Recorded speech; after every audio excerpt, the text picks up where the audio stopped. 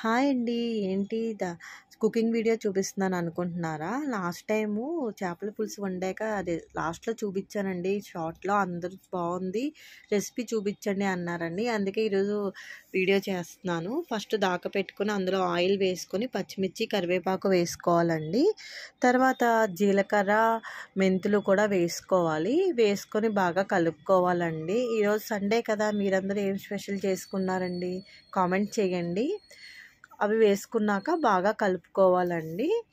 బాగా కలుపుకున్నాక ఒక మీడియం సైజ్ ఉల్లిపాయ మిక్సీ పట్టుకొని వేసుకున్నానండి. అది వేసుకున్నాక బాగా ఉల్లిపాయ వాసన పోయే వరకు బాగా కలుపుకుంటూ ఉండాలండి. నేను ముక్కలు కాకుండా ఉల్లిపాయ పేస్టే వేస్తాను చేపల పులుసులో.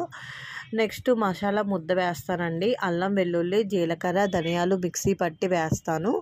అది కూడా వేసుకున్నాక బాగా కలుపుకోవాలండి. కలుపుకున్నాక అందులో కొంచెం పసుపు, మీకు రుచికి సరిపడా ఉప్పు, కారం కూడా వేసుకోవాలి. చేపల పులుసు కదండి, అందులో ఉప్పు, కారం, ఆయిల్ కూడా కొంచెం ఎక్కువ పడతాయి. కారం ఎంత టేస్ట్గా ఉంటే పులుసు అంత రుచిగా ఉంటుందండి. ఇంట్లో తయారు చేసిన కారం అయితే టేస్ట్ బాగా వస్తుంది. బాగా కలుపుకోవాలండి. బాగా కలుపుకుంటూ ఉండాలి. ఆయిల్ తేరే వరకు అలా కలుపుకుంటూ ఉండాలి. నెక్స్ట్ ఇందులో మసాలా పొడి యాడ్ చేస్తానండి. ఇది ఇంట్లో ప్రిపేర్ చేసుకున్న మసాలా పొడి, ఇదే వాడతామండి మేము. ఇది వేసుకున్నా కూడా బాగా కలుపుకుంటూ ఉండాలి. ఈలోపు ముందుగా చేప ముక్కలు తీసుకొని శుభ్రంగా కడిగేసుకొని నీచు వాసన లేకుండా బాగా ఎక్కువసార్లు కడుక్కోవాలండి. చేపని కడుక్కున్నాక అందులో ఉప్పు, కారం పెట్టి ఒక హాఫ్ అన్ అవర్ పక్కన పెట్టుకున్నానండి.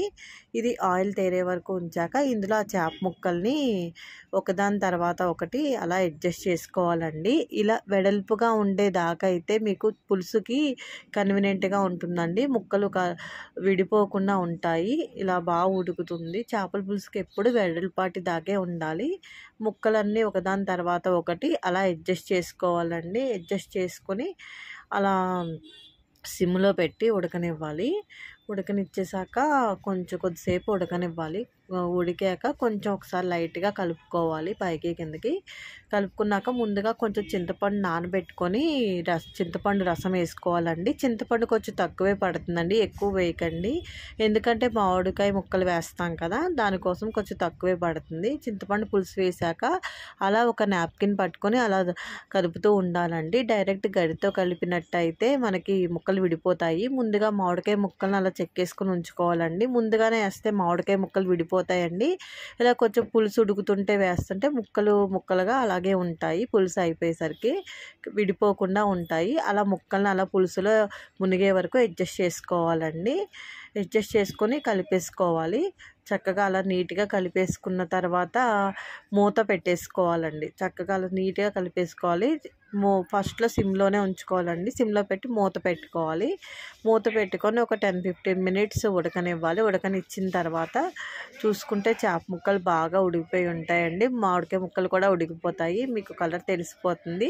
లాస్ట్లో కొత్తిమీర వేసుకొని గార్నిష్ చేసుకోండి. కొత్తిమీర వేసుకొని ఒక 2 మినిట్స్ ఉంచుకొని స్టవ్ ఆఫ్ చేసేసుకోండి. చేపల పులుసు రెడీ. ఫస్ట్ టైం ఛానల్ చూసినట్టయితే లైక్ చేయండి, షేర్ చేయండి, సబ్స్క్రైబ్